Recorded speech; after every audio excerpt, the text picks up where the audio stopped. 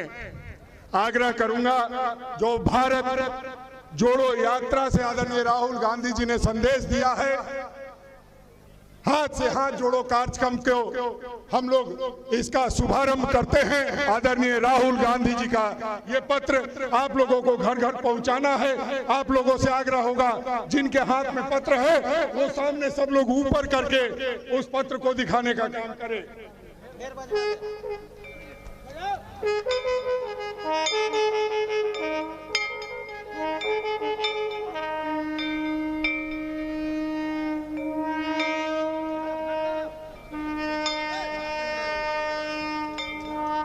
आदरणीय अध्यक्ष महोदय, अटक से लेकर कटक तक, कन्याकुमारी से लेकर कश्मीर तक कार्यकर्ताओं की आवाज आदरणीय मल्लिकार्जुन खड़गे साहब। मल्लिकार्जुन खड़गे जिंदाबाद, मल्लिकार्जुन खड़गे जिंदाबाद।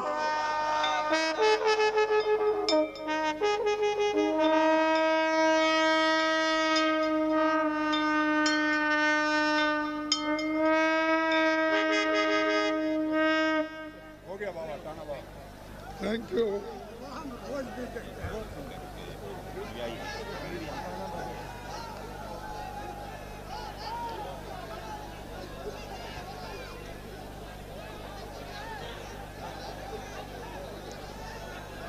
आज हाथ से हाथ जोड़ो कार्यक्रम का शुभारंभ करने के लिए झारखंड की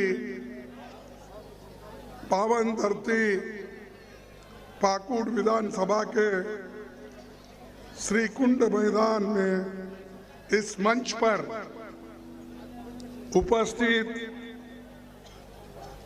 हमारे in-charge general secretary Shri Avinash Pandey ji, parliament के सदस्य श्री सैयद नासिर हुसैन जी और इस हाथ से हाथ जोड़ो कार्यक्रम के प्रभारी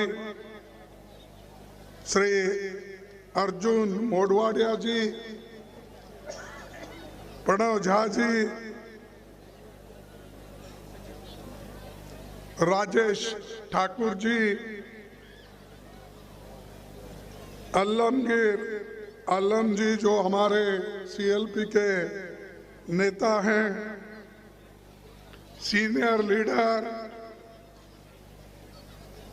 एक्स हमारे यूनियन मिनिस्टर, जाने माने नेता श्री सुबोध खान साय जी, श्री बन्ना गुप्ता जी मिनिस्टर, बादल जी minister, Hafizul Hasan minister JMM और श्रीमती गीता कोरा जी एमपी लोकसभा और एआईसीसी सेक्रेटरी दीपिका पांडे जी और विजय हंसा जी एमपी जेएमएम, प्रदीप यादव जी, बंधु तिर्की जी, जलेश्वर महंतो जी और उपस्थित सभी विधायक बंधुओं, जिला कांग्रेस कमेटी के अध्यक्षों और प्रदेश कांग्रेस के पदाधिकारियों और यहाँ पर मंच पे उपस्थित सारे सज्जनों और खासकर इस हाथ से हाथ जोड़ो कार्यक्रम के लिए पधारे हुए मेरे भाइयों बहनों, युवाओं, किसानों, मजदूरों और मीडिया के मेरे दोस्तों, ये झारखंड कांग्रेस के लिए एक महत्वपूर्ण राज्य है जो झारखंड हमेशा देश के लिए उजाला देता है। अगर झारखंड से कोयला नहीं निकला, सारे हिंदुस्तान में अंधेरा ही अंधेरा छा जाता है। तो ऐसी रोशनी दिलाने वाले मेरे सभी भाई लोग यहाँ पर हैं और उसी तरीके से आप एकजुट होकर आज भारत जोड़ो यात्रा में भी काम किया। और राहुल जी कन्याकुमारी से लेकर कश्मीर तक 3600 किलोमीटर वो चल के दिखाए, जो नामुमकिन था। लोग ये कहते थे ये कैसा होगा, क्या राहुल गांधी जी कन्याकुमारी से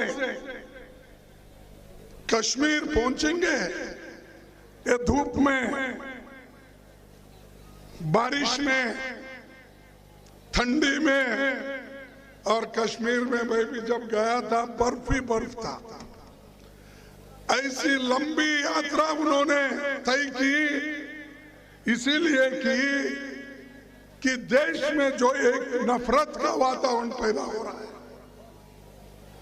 देश में युवाओं को एम्प्लॉयमेंट नहीं है, देश में बेरोजगारी के अलावा इन्फ्लेशन, महंगाई बढ़ रही है। यही मोदी साहब 2014 में ये कहते थे महंगाई की मार, अब की बार मोदी सरकार बोलते थे। अरे भाई, आपने जो महंगाई के लिए लड़ा, मीडिया में अपना नाम बढ़ाया और सभी पेपरों में आपने इतना एडवर्टाइजमेंट किया, इतना एडवर्टाइजमेंट किया, महंगाई मेरी सरकार आने के बाद कम करूंगा, ये कहा उन्होंने। मैं उनको पूछना चाहता हूं, अब कहां है आप? कहां गया आपका स्लोगन? और यही बात तो राहुल गांधी जी पूछ रहे, यही बात मैं पार्लियामेंट में पूछ रहा हूं, और यही बात हमारे कांग्रेस के सभी नेता लोग उनको पूछ रहे हैं, लेकिन उसका जवाब उनके पास नहीं है। जब जवाब आदमी के पास नहीं होता तो वो घूमकर उधर इधर की बात करने लगता है। वैसा ही पार्लियामेंट में आप देखे होंगे कि उनका उत्तर कैसा था। इतना गुस्से में छाती थपथपा के मार लेते थे, और उनके भाषण में उन्होंने यहां तक भी कहा कि मैं एक आदमी सारे देश के अपोजिशन को भारी पड़ता हूं। इतनी अहंकार की बात उन्होंने कर, यानी उनकी पार्टी भी उनके सामने कुछ नहीं, जो नेता उनको आगे बढ़ाए वो भी कोई बात नहीं है। लेकिन मैं मोदी एक ही इंसान भारी पड़ रहा हूं सबके लिए। अरे भाई, तेरे जैसे बहुत लोग हो गए दुनिया में, और हो भी गए, आगे भी बढ़े, फिर बाद में मिट भी गए। तो ऐसी अहंकार की बात मत करो।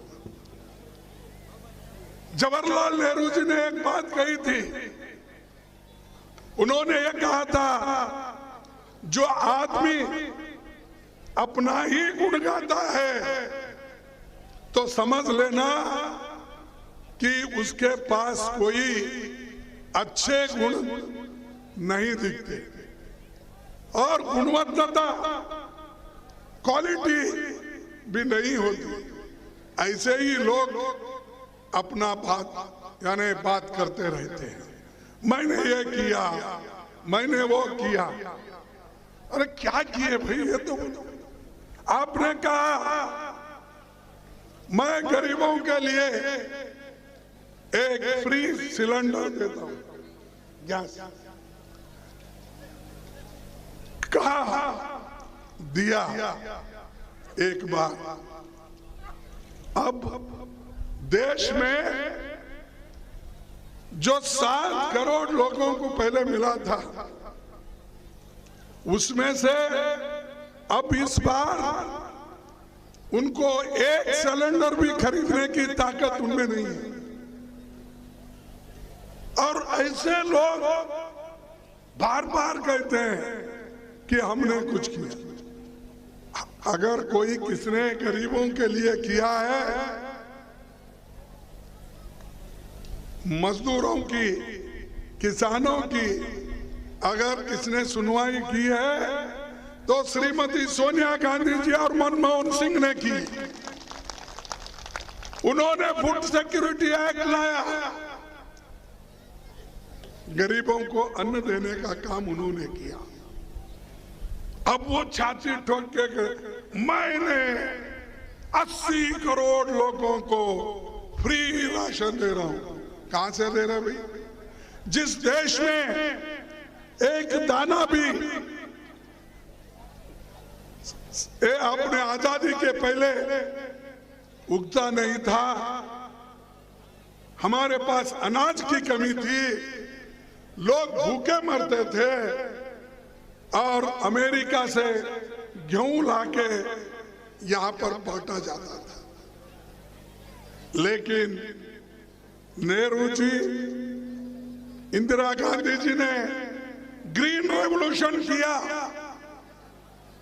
अनाज उगाओ, और आज अनाज का भंडार हमारे गोडाउनों में इतना है कि सोनिया गांधी जी ने सोचा इसको गरीबों में बांटो, और उन्होंने ये फूड सिक्योरिटी एक्ट लाया।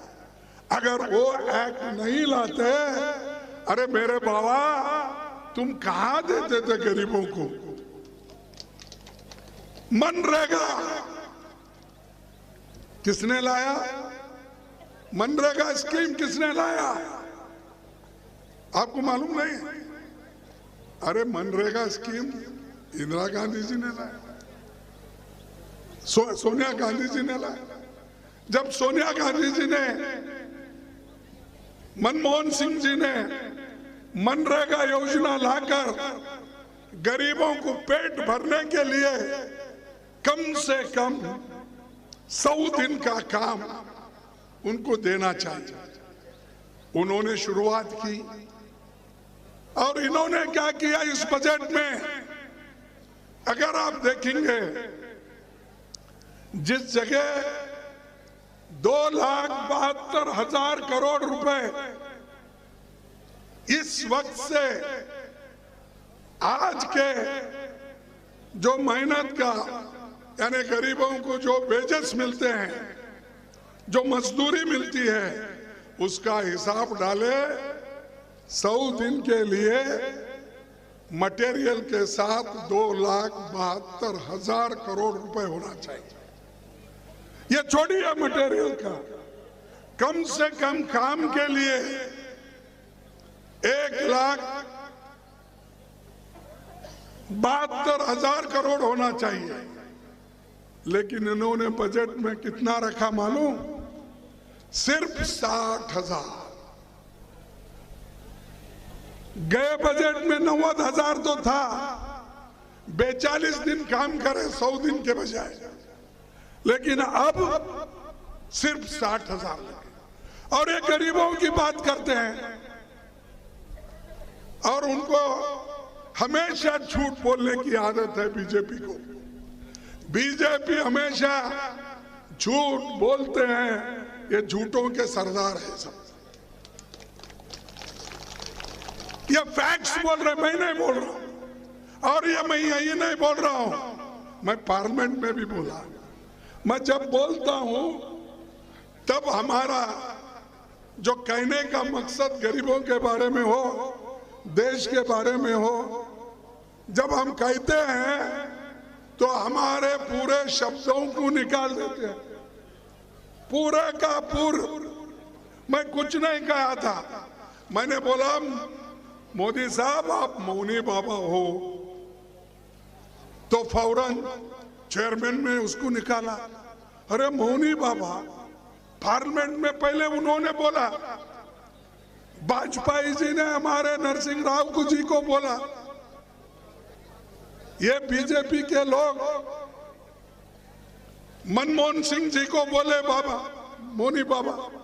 अगर मैं मौनी बाबा राज्यसभा में कहता हूं तो वो निकाला जाता है। तो कहां है फ्रीडम ऑफ स्पीच? कहां है? अरे पार्लियामेंट में भी नहीं, पार्लियामेंट के बाहर भी नहीं। अगर कोई सच्चाई बोलता है, कोई सच्चाई लिखता है, कोई सच्चाई दिखाता है, तो उसको ये लोग जेल भेजते हैं। ऐसे सरकार होना चाहिए। और ये लोग क्या कोशिश कर रहे हैं मालूम आपको? मोदी जी और शाह जी तो तोड़फोड़ में बहुत मजबूत है, तोड़फोड़ सरकार बहुत बनाते हैं। कर्नाटक में बहुमत में थे अलायंस की गवर्नमेंट, उसको इन्होंने तोड़ा। महाराष्ट्र में आघाड़ी की सरकार थी, उसको उन्होंने तोड़ा। मणिपुर में हमारी मेजॉरिटी थी, उसको उन्होंने तोड़ा। गोवा में थी हमारी, नजदीक नजदीक थे, वो भी उन्होंने तोड़ा। हर जगह तोड़ फोड़ करना और तोड़ फोड़ करके सरकार बना लेना और ऊपर से कहना देखो हम प्रजातंत्र के लोग हैं और मैं प्रजातंत्र में विश्वास रखता हूं। ऐसे बड़ी बड़ी भाषण करते हैं। अरे बड़े बड़े भाषण करने वाले थोड़ा चलो, संविधान के तहत चलो, हम कहने से मत चलो। ये बाबा साहब अम्बेडकर ने जो संविधान इस देश को दिया है, उसके तहत आप चलने का सीखो। वो सब छोड़ दिए, कहते हैं संविधान की बात, लेकिन करते हैं क्या? आरएसएस जो बोलता है, नागपुर से जो नोटिस निकलती है या ऑर्डर निकलता है, उनकी बात सुनते हैं। क्योंकि वो धर्म धर्म में झगड़ा लगाते हैं, जाति जाति में झगड़ा लगाते हैं। कभी भी देखो, कहीं भी जाओ, चुनाव नजदीक आते ही हिंदू मुसलमान, हिंदू मुसलमान, हिंदू मुसलमान। अरे क्या यही सब्जेक्ट है? क्या इसी से पेट भरने वाला है? अरे देश को किधर लेके जाना है, ये पहला देखो। हमने तो आजादी दिलाई, कांग्रेस ने आजादी के लिए लड़ाई लड़ी, लेकिन इनका कुछ भी नहीं है उसमें। इनका ना कोई हिस्सा लिया आजादी के लड़ाई में, इनकी पार्टी आई, ना कोई प्रचार भी किया। फिर भी कहते हैं कि हम राष्ट्रवादी हैं, हम ही इस देश को बचा सकते हैं। 60 साल में कांग्रेस देश को डुबा दी। अरे अब झारखंड में कई इंस्टीट्यूशंस हैं, पब्लिक सेक्टर्स हैं, बड़े बड़े कारखाने हैं, ये सब मोदी के पीरियड में ही आए क्या?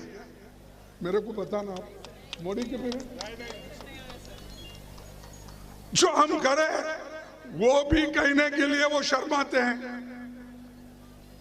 IIT, IIM, AIIMS, engineering college, medical college, सड़क।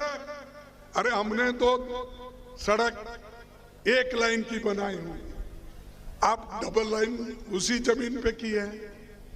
कई 2 लाइन की हमारी जमीन थी तो 4 लाइन की, हमने इतना रोड बनाया। अरे रोड पहले किसने शुरू किया? जमीन किसने ली? एक लाइन किसने डाली? आज और एक मंत्र खोल रहे। क्या खोल रहे? वंदे भारत ट्रेन। अरे भाई वो लाइन कौन बिछाई? मोदी ने बिछाई। रेलवे की लाइन तुम्हारे जमाने में कितनी बिछाई? हजारों किलोमीटर, लाखों किलोमीटर हमने रेलवे की लाइन बिठाई। उसके ऊपर ये लोग एक नए नए नाम देके रेलगाड़ी छोड़ रहे हैं, और वो रेलगाड़ी छोड़ने के लिए मोदी जी खुद जाते हैं और वहां पर हरी झंडा दिखाकर ये वंदे भारत मैंने किया। अरे भाई, नीचे का रेल का कौन किया? क्या इसके पहले रेल नहीं चलती थी? अगर कोई किसी का 60 स्पीड 70 स्पीड से ट्रेन जाता है तो आप 80 स्पीड किए होंगे, इसका मतलब आप ही किए। ऐसा झूठ, और ये झूठ बोलते बोलते जा रहे हैं। मुझे समझ में नहीं आ रहा क्यों लोग उनके झांसे में आ रहे हैं। ये एक ही नहीं, कोई भी चीज आप देखिए, जैसा कि ये बीजेपी सरकार कहती है कि आजादी उनको 2014 में ही आया,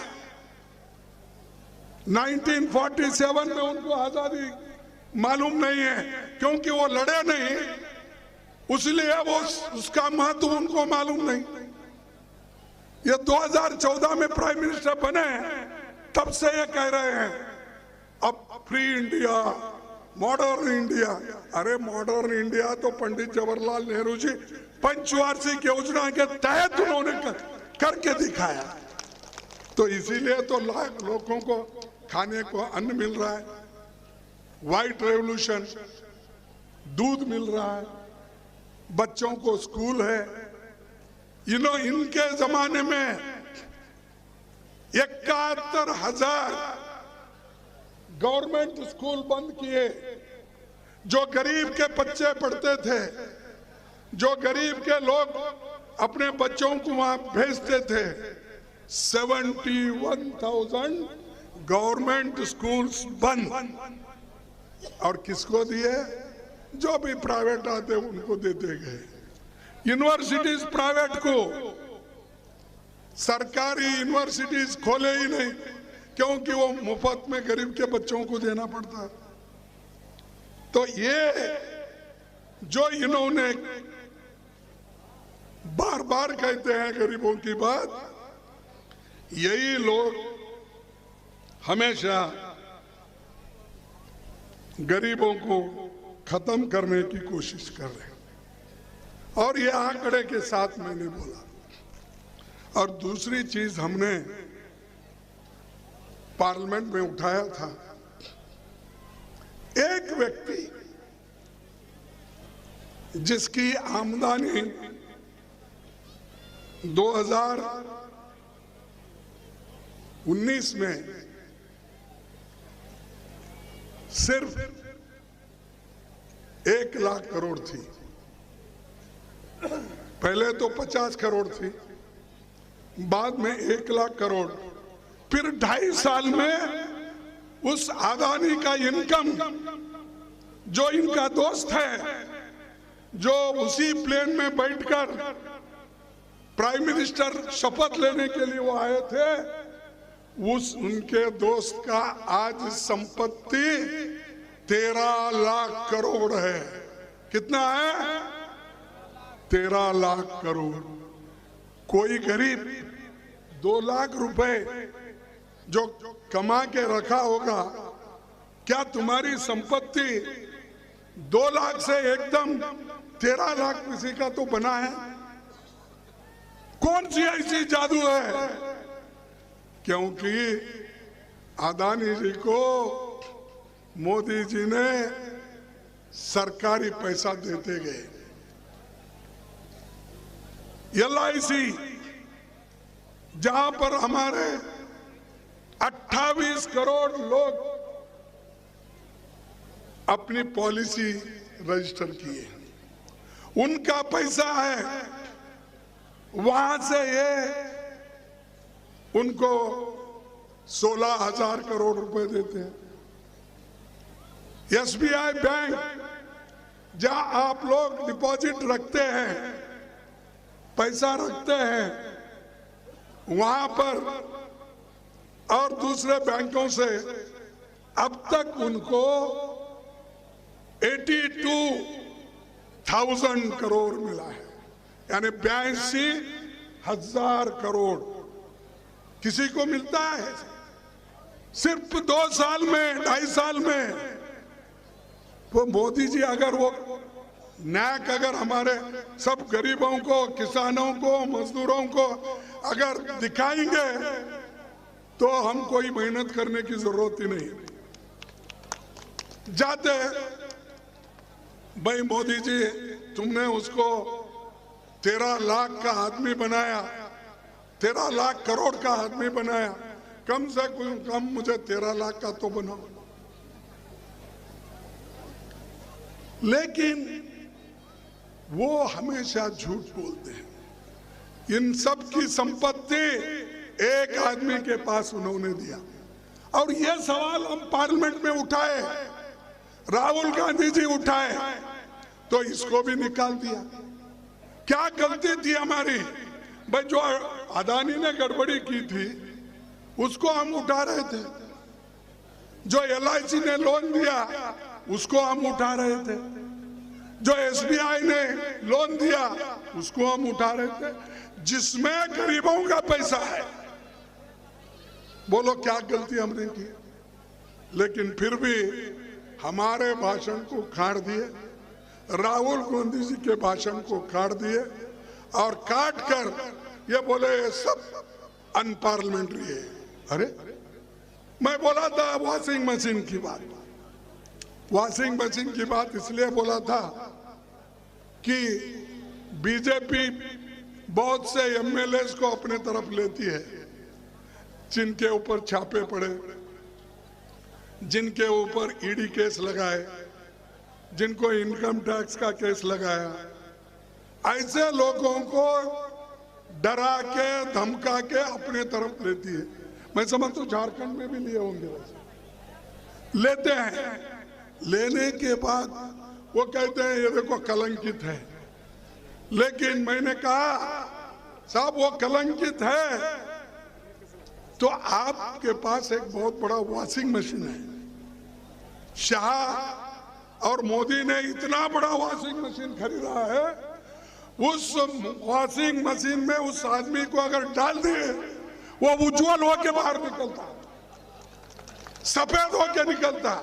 जो कलंकित आदमी होता है यहाँ पर, उनके वॉशिंग मशीन में डालते ही वो क्या निरमा क्या कौन सा कुछ है ना, वैसा उनको डालते ही सफेद हो जाता है। तो ये कैसा हुआ? क्योंकि उनको एक हुकूमत टिकाना है, कैसा भी हो उसको लाना है, तो उन्होंने वो काम किया। और वही काम वो यहां कर रहे हैं। यहां झारखंड में भी वो यही चाहते हैं कि यहां पर कि जो सरकार अच्छी चल रही है, मिलजुल के काम कर रहे हैं, झारखंड और कांग्रेस मिलके एक होकर किसानों के लिए, मजदूरों के लिए, गरीबों के लिए हमारे हेमंत जी काम कर रहे हैं और हमारे पार्टी के सभी मंत्री भी कर रहे हैं। हम सब एकजुट होकर काम कर रहे हैं। लेकिन ये शाह और मोदी जी को बचना नहीं, इसको कब गिराना, इसको कब खत्म करना और अपनी सरकार लाना, उधर देख रहे हैं। अरे भाइयों, कितना खाते हो, कितना खाते हो, कम से कम पच के वो खून तो होने दो आपको, वो भी नहीं। डेमोक्रेसी की बात करते हैं, जब लोग हमको चुने हैं, आप क्यों तोड़ रहे हो भाई? हर जगह तोड़ो फोड़ो। तो इसीलिए मैं आप सभी से यही कहूंगा, जो हम संसद में कहे थे और राहुल गांधी जी भी ये कहे थे, प्राइम मिनिस्टर साहब आप विदेश गए तो आपके साथ अदानी कितने बार आए, उसको निकाल दिए। फिर उन्होंने पूछा जब प्राइम मिनिस्टर जाते उससे पहले एक दिन ये जाकर फिर ज्वाइन होते थे। वो कितने बार आप मिले? विदेशी दौरों में साथ ले जाकर दूसरों को कह के आपने उनको बड़े बड़े कॉन्ट्रैक्ट दिलाए, चाहे श्रीलंका हो, चाहे ऑस्ट्रेलिया हो, चाहे और किधर हो।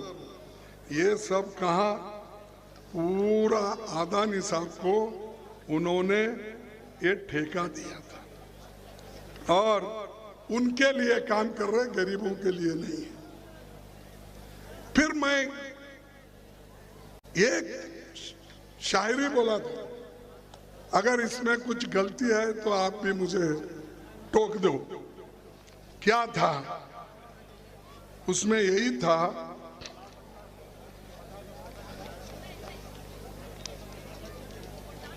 अरे इसमें था, कहाँ निकाले? हाँ, मैंने एक शायरी कहा था तो मोदी साहब के बारे में, तब वो शायरी भी हटा दिए मेरे स्पीच से। अरे ये तो शायर लिखा है, मैं नहीं, मैं कोट कर रहा हूं। जैसा वो भी 2-3 शायरी बोले छोटे मोटे, लेकिन वो नहीं निकाले। चेयरमैन साहब भी बोले, वो नहीं निकाले। ये मेरी शायरी क्यों निकाले मुझे समझ में नहीं। शायद मैं कर्नाटक का हूं, मेरी हिंदी कमजोर हो सकती है, इसलिए उन्होंने समझा होगा कि ये ठीक नहीं है, कर्नाटक का आदमी कैसा हिंदी बोल सकता है। मैं यही कहा था, फिर आपके सामने दोहराऊंगा। कहो, अगर आप चाहते हैं तो कहता हूं। मोदी तो नहीं चाहते, कम से कम आप चाहते समझ के करो। नजर नहीं है, नजारों की बात करते हैं। नजर नहीं है, नजारों की बात करते हैं। जमी पे चांद सितारों की बात करते हैं। जमी पे चांद सितारों की बात करते हैं। वो हाथ जोड़कर बस्ती को लूटने वाले, वो हाथ जोड़कर बस्ती को लूटने वाले भरी सभा में सुधारों की बात करते हैं। भरी सभा में सुधारों की बात करते हैं। बड़ा हसीन है उनकी जुबान की जादू। भाषण बहुत करते ना अपनी जबान के लिए। बड़ा हसीन है उनकी जबान की जादू। लगा के आग बहारों की बात करते हैं। लगा के आग बहारों की बात करते हैं।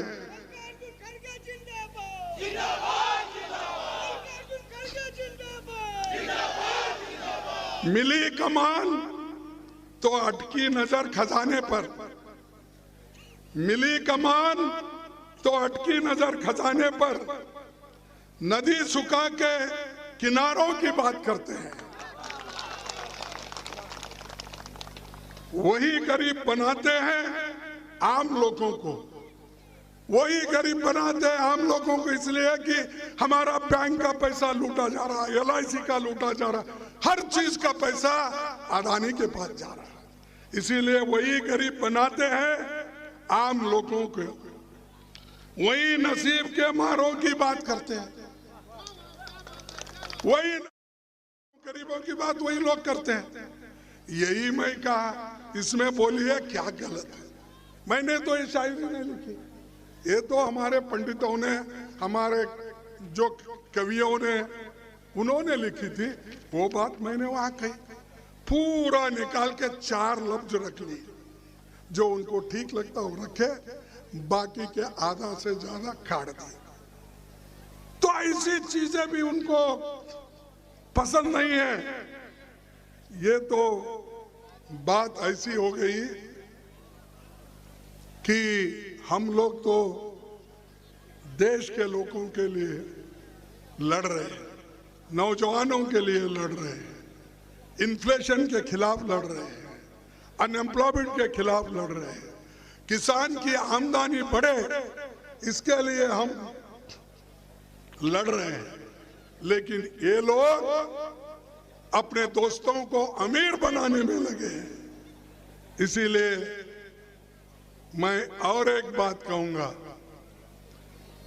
और वो देश के लिए हमारे नौजवानों को ये जरूरी है, आप देखना चाहिए, देश को जिंदा रखने के लिए भले ही मर जाएंगे, देश को जिंदा रखने के लिए भले ही मर जाएंगे, ये दिल ये जान सब कुर्बान कर देंगे, मगर देश से अन्याय मिटाने के लिए हर चुनौती से टकराएंगे।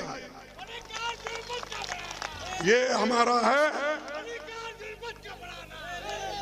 इसीलिए दोस्तों, भाइयों और बहनों और मेरे किसान भाइयों, मैं आप सभी को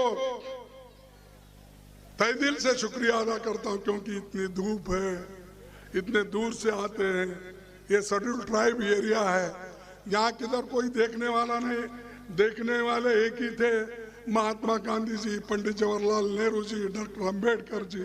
इन्होंने यहाँ पर लोकतंत्र को प्रस्थापित किया, और यहाँ के हमारे बहुत से जो देशभक्त थे, जिनका नाम अगर मैं पढ़ते जाऊं तो बहुत से नाम इस पे है, और आप सभी को मालूम है कि इस धरती के लिए कौन लड़े, कैसे कैसे लोग इसके लिए अपनी कुर्बानी दी। और खासकर ये जो झारखंड में जो गौरव का स्थान है और रोशनी का स्थान है, खनिज संपदा का स्थान है, और धरती आबा बिरसा मुंडा जी का, बाबा तिलक का, तिलका मांझी का, सिद्धो कानू का और टाना भगत का जैसे महान नायकों की इस महान भूमि को मैं नमन करता हूं और आपका आशीर्वाद मांगने के लिए ठहरा हूं। रामगढ़ के बाई इलेक्शन में जो 27 तारीख होने जा रही है, उसमें हमारा जॉइंट कैंडिडेट है, कांग्रेस का कैंडिडेट जो मिली जुली सरकार है, वो जो हेमंत जी के नेतृत्व में चल रही है, तो हम दोनों मिलके लड़ रहे हैं। बजरंग महातो है क्या यहाँ? सॉरी, तो इनको हम सब लोग मदद करना है, क्योंकि हमारी मिली जुली सरकार रहने की वजह से हमारा कर्तव्य होता है कि मोदी जी को हम दिखाए, देखो भाई मिली जुली सरकार और सब मिलके आपका मुकाबला कर सकते हैं। आप छाती ठोक के ये नहीं बोल सकते मेरे सामने कौन है। तुम्हारे सामने हम सब है, हम सब मिलके लड़ रहे हैं। तो मैं आपसे फिर एक बार अपना मत पूछूंगा, आप आशीर्वाद कीजिए। और सभी लोग, मैं समझता हूं कि आप एक होकर हाथ से हाथ जोड़ो कार्यक्रम का पूरा लाभ उठाएंगे, लोगों की समस्या सुनेंगे। और इससे पहले जो भारत जोड़ो की यात्रा आपने कामयाब की, इसीलिए मैं हमारे प्रभावी जो जनरल सेक्रेटरी है अविनाश पांडे जी और अध्यक्ष हमारे राजेश ठाकुर जी, सीएलपी लीडर और सारे नेता लोग यहाँ जो बैठे हैं, उन सभी को मैं अपने पार्टी के ओर से, एआईसीसी के ओर से धन्यवाद देता हूँ। और आप आगे बढ़ते रहो, हम आपके साथ हैं। इसीलिए आप कोई लोग आप कोई चिंता करने की जरूरत नहीं है। मैं स्लोगन दूंगा, हाथ से हाथ जोड़ो का। आप बोलेंगे हाथ से हाथ जोड़ो, आप भी बोलेंगे हाथ से हाथ जोड़ो। क्या इतने नौजवान लोग हैं? अरे मेरा जैसा आदमी बोल रहा है तो थोड़ी आवाज दो। हाथ से हाथ, हाथ से हाथ, हाथ से हाथ। भाइयों जय हिंद, जय हिंद। और आखिरी आप भी बोलिए जय हिंद, जय हिंद, जय हिंद। धन्यवाद झारखंड के लोगों को और ये शहर के लोगों को। फिर एक बार मैं नमन करके मेरे 4 शब्दों को समाप्त करता हूं। जय हिंद। आपने महात्मा गांधी का जिक्र किया। कान्हा भगत महात्मा गांधी के वंशज आपके साथ हाथ से हाथ जोड़ने को तैयार। धन्यवाद अध्यक्ष जी। कार्यक्रम के अंतिम पड़ाव पर अपने बीच इस ऐतिहासिक कार्यक्रम में अपना उद्बोधन करने वाले हमारे राष्ट्रीय अध्यक्ष आदरणीय मल्लिकार्जुन खड़गे जी का आ रही है कांग्रेस, ली है ये सौगंध, ताली बजाकर के तालियां बजते रहे। बुलंद झारखंड। आ रही है कांग्रेस, ली है ये सौगंध, चाहेंगे कि अपने अतिथियों का बुलंद झारखंड। आन बान शान मान अब रहे अखंड, मिलके हम बनाए ये बुलंद